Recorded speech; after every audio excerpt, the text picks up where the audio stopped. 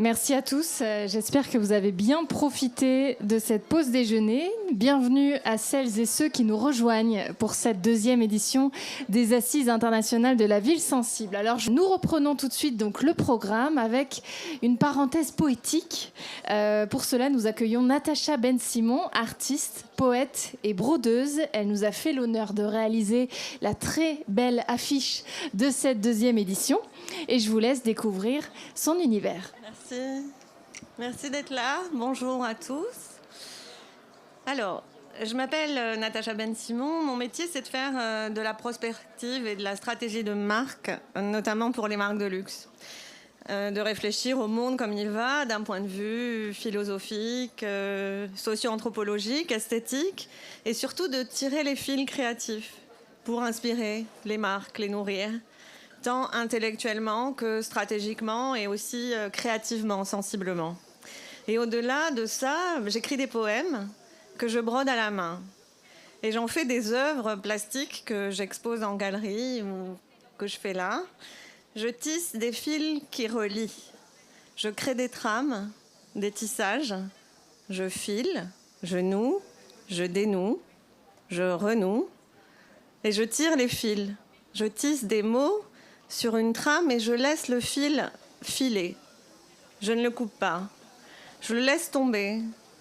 Je le laisse s'échapper des mots, les prolonger, les étirer. Et ce fil, je le laisse libre de déambuler, de danser, de se faufiler, de pendre. J'aime cette liberté que je lui donne à ce fil. Et finalement, de prendre ses aises et de se poser comme il le désire, à sa guise, sans contrainte, un peu libéré des carcans et des conventions, un peu sauvage, sans entrave, relié et délié à la fois ancré et libéré de toute tutelle, de tout support d'autorité qui le guiderait ci ou là. Il va où ça lui chante, où le cœur lui en dit, il musarde, il erre, il déambule, de ci, de là, et c'est joli, désordonné, mais bien vivant, sensible et poétique, comme un cœur qui se meut dans les entrelacs de la faille et tente de frémir sans défaillir dans les fêlures du courage, un peu comme une ville en quelque sorte, et son réseau de liens, de fils éparses qui courent, se croisent et s'entrecroisent. Alors quand Olivia Cuir m'a parlé de ces assises internationales de la ville sensible qu'elle organisait et m'a demandé de créer l'affiche avec mes broderies, on s'est posé la question du nom. Et cette phrase s'est imposée à moi, ce qui nous relie. Et quand elle m'a proposé de faire en plus une conférence, j'ai tout de suite voulu relier mes deux mondes à moi, celui de la pensée et celui de la main, celui de l'esprit et celui du corps. Celui qui pense, qui raisonne, qui analyse, et celui qui brode, qui poétise, qui touche au sensible et qui fait résonner les sens, les mots et le cœur. Et j'ai voulu vous parler de la ville sensible comme d'un tissage, d'une trame, d'un tissu vivant, et de filer la métaphore de ces liens, de ces fils souvent invisibles qui relient ou plutôt qui nous relient, de tirer le fil du lien, de la trame, du tissage et de la reliance. Alors la ville sensible, ça se bâtit pas en bloc, en angle droit, en surface lisse.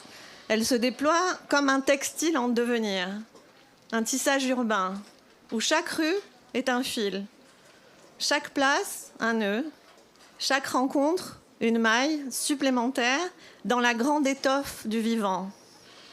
Elle n'est pas un simple assemblage de pierres et de flux. Elle est une matrice profonde où les sens s'accordent, se répondent, s'enlacent, résonnent.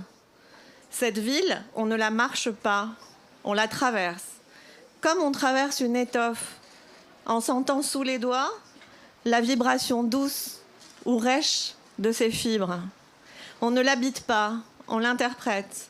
On la lit, on la sent, on la respire, on la ressent. Car la ville sensible, c'est un texte ouvert, une écriture mouvante. Elle signifie, Elle fait émerger un système de sens, une constellation de signes, une sorte de sémiologie urbaine où chaque matière, chaque son, chaque lumière devient vecteur de sens, de signification, d'interprétation. La ville sensible est une ville qui fait sens et qui donne sens. Et le mot sens est presque le cœur même de la ville sensible parce qu'il est magnifiquement polysémique. Il porte déjà en lui cette triple dimension: sentir, qui est la sensation, s'orienter, qui est la direction, et comprendre, qui est la signification. Le philosophe François Cheng écrivait à merveille cette polysémie du mot sens. Il disait sensation, signification, direction, telles sont les matrices à partir desquelles le sens se déplie, selon la belle expression d'Alain Cambier dans Le dépli du sens. Dans la ville sensible, le sens est une expérience sensorielle aussi. La chaleur d'un mur au soleil, le bruit feutré d'une rue calme, l'odeur d'un café ou d'un pain chaud, la texture d'un sol sous les pas, la lumière qui filtre à travers les arbres. François Cheng prolonge son idée en approfondissant le sens de sensation. Il dit: la sensation est la matrice du sens de la vie. L'expérience de vivre, nous la sentons et la ressentons. Nous touchons le monde, écoutons son murmure, voyons ce qui nous entoure. Toute information venue de nos 5 sens qui s'agrègent pour façonner notre sensibilité. De façon peu cartésienne, commençons par le corps plutôt que par l'esprit. Il faut clairement dire: je sens, donc je suis. La ville sensible est une ville qui relie. Elle relie les êtres les uns aux autres. Elle relie les êtres à l'espace. Elle relie les êtres au temps. Et elle relie les êtres au vivant. Elle relie au sens ancien et étymologique de religare, qui dit religion, mais qui dit lien, cueillir ensemble, rassembler ce qui était dispersé, renouer ce qui semblait séparé. Et j'aime beaucoup cette référence à religare, religuere, parce qu'il y a cette notion de communier, une union un peu spirituelle qui nous parle de se relier à quelque chose de plus grand que soi, qui nous dépasse, d'un peu transcendantal. Il y a quelque chose un peu de solennel et de sacré là-dedans, dans le lien. La ville sensible, c'est un espace de reliance. La reliance, ce n'est pas la simple connexion. Elle est la qualité du lien. Une manière d'être tenu ensemble, d'être reliés profondément, viscéralement, affectivement. Reliance dans le sens aussi de to rely on en anglais, qui veut dire confiance. Dans la ville sensible, le tissu social et le tissu urbain ne sont plus séparés. Ils deviennent une seule et même étoffe. La ville sensible n'est pas un assemblage, c'est une communauté de fibres qui tiennent et se tiennent ensemble. Ce sont des liens qui se tissent en nous et qui finissent par nous tisser nous-mêmes, par et au profit d'une vie collective. Dans la reliance, les corps ne se croisent pas, ils s'imbriquent dans un même milieu. L'entremêlement, c'est le cœur du tissage urbain. Tisser, c'est accepter l'entremêlement. C'est savoir que la beauté naît dans l'intersection, dans la superposition, dans l'interférence fertile. La ville sensible est une trame. Tout en elle est fil. Tout tient à la qualité des liens. La trame urbaine n'est pas seulement structurelle, elle est narrative, relationnelle, symbolique. Elle est la matrice du sens, le soubassement de toute expérience. La trame est la syntaxe cachée du vivre ensemble. Ce langage, ce n'est pas verbal, il est sensible, il est polyphonique, polysensoriel, polyrythmique. Il crée du lien, il relie, rassemble ce qui semblait dispersé, retisse ce qui paraissait défait. Tisser, c'est tenir ensemble ce qui se frôle, ce qui se cherche, ce qui hésite. C'est accepter la tension du fil, sa fragilité, sa force. Dans cette ville, les individus deviennent des tisserands de sens, des tisserands de liens. Chaque pas laisse une trace dans l'étoffe. Chaque présence se dépose comme un pigment, comme une effluve. Chaque regard réagence les motifs. Chaque rencontre invente un nouveau signe. On pourrait dire que la ville sensible est une ville qui écoute. C'est comprendre que chacun participe à la trame collective, que chaque geste laisse une trace. C'est savoir que le tissu urbain n'est jamais terminé. Il se prolonge, se défait, il se répare, il se raccommode, il se remaille à l'infini. Et peut-être que la beauté de la ville sensible est là, dans cette conscience que nous sommes tous des fils, mais jamais de simples fils isolés, mais des fils qui se cherchent, se croisent, s'attachent, et qui, dans leur entrelacement, tissent une forme plus grande que chacun, une forme qui respire, comme un grand textile mouvant. La ville sensible est ainsi un immense métier à tisser, où les humains, les architectures, les climats, les imaginaires, les mémoires se croisent en diagonale, en oblique, en superposition. Chaque passage devient un fil ajouté, chaque geste une fibre nouvelle, chaque regard une couleur, chaque rencontre un motif, un paysage qui s'invente. Tisser, c'est sélectionner des fils différents, les faire passer l'un sur l'autre, les croiser, les superposer. Tisser, c'est tenir ensemble sans confondre, unir sans uniformiser. C'est accepter la tension du fil, sa fragilité, sa force. Tisser, c'est habiter la complexité. Charles Pépin en parlait tout à l'heure. Complexité, j'adore son étymologie. Ça vient de complexus qui veut dire ce qui est tissé ensemble. Et qui veut dire aussi, comme aimait à le rappeler si poétiquement le philosophe Edgar Morin qui vient de nous quitter, embrasser. Donc la ville sensible est une ville qui embrasse la diversité, la différence, des choses hétéroclites, hétérogènes, qui ne vont pas forcément ensemble, mais qui font sens parce qu'elles sont là, ici et maintenant.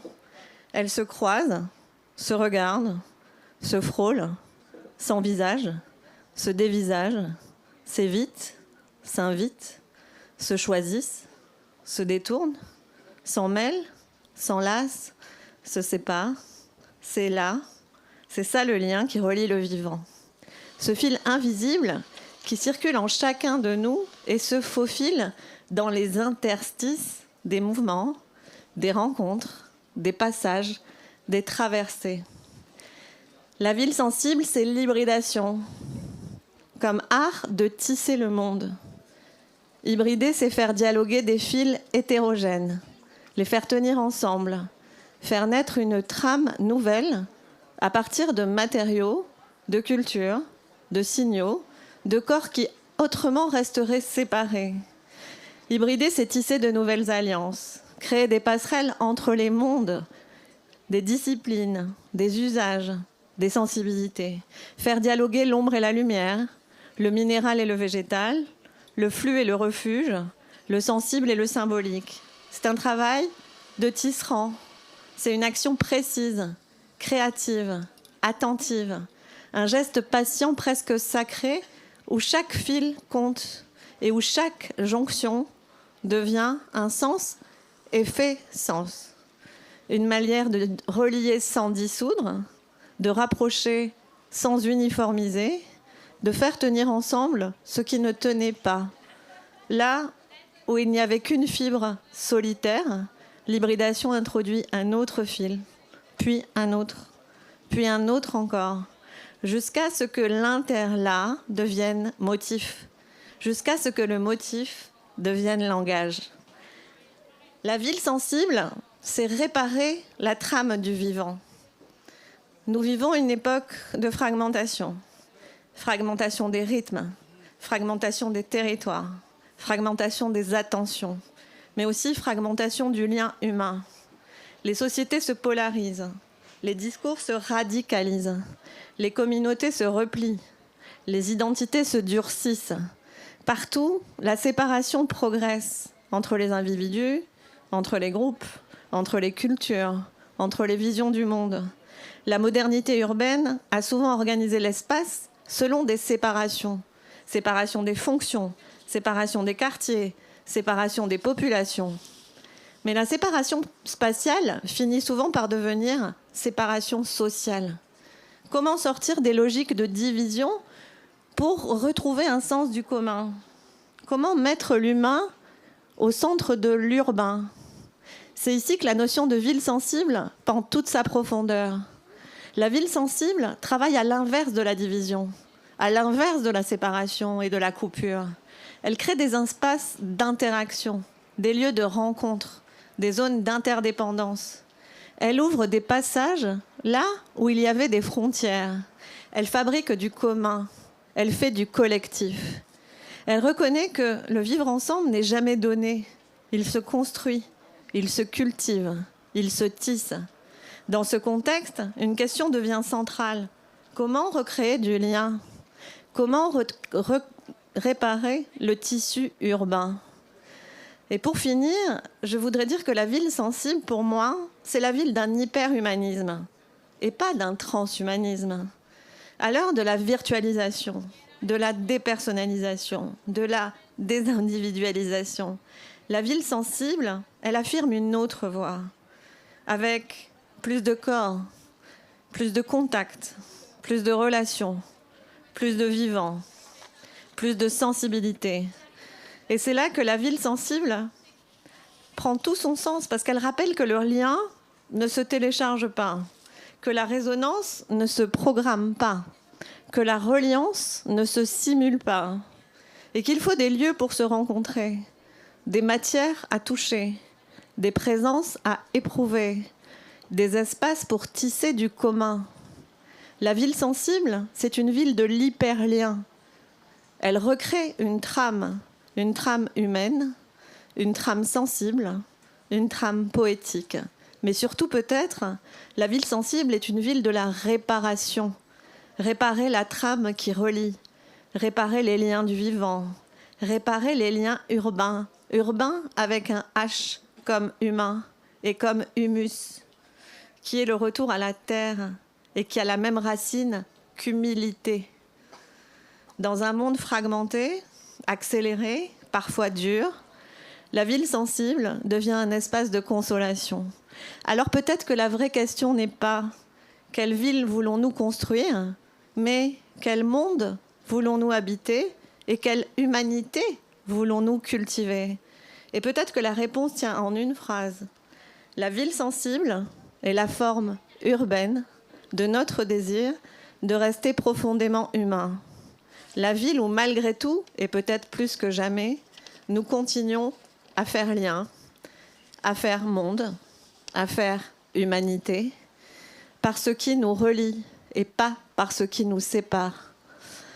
Pour conclure, je vais revenir sur cette œuvre que j'ai brodée des mots « ce qui nous relie ». Sur ce fil qui court sur cette carte de Lyon, sur ce fil qui relie, qui nous relie.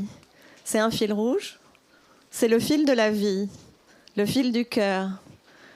C'est l'anima. L'anima, c'est l'énergie de vie et de création du féminin. Ce suc vital qui coule en nous et qui forme et relie chaque parcelle de l'être, chaque étincelle de mots, chaque trame d'idées qui chemine en nous pendant cette belle journée à Sensité. Alors ce fil, moi, je ne cesse de le tirer pour tisser des liens encore et encore avec les gens, pour créer de nouvelles relations, de nouvelles collaborations créatives, de nouveaux liens affectifs, pour tisser de nouvelles histoires, de nouvelles rencontres. Ce fil, aujourd'hui, je vous le tends pour que vous le tiriez avec moi, avec nous. Et aujourd'hui, avec vous, je suis une passeuse de fil, une passeuse de mots, une passeuse de sens, une passeuse de sensibilité, une passeuse de poésie, mais aussi d'humanité, un peu, d'espoir, beaucoup, j'espère. Merci beaucoup.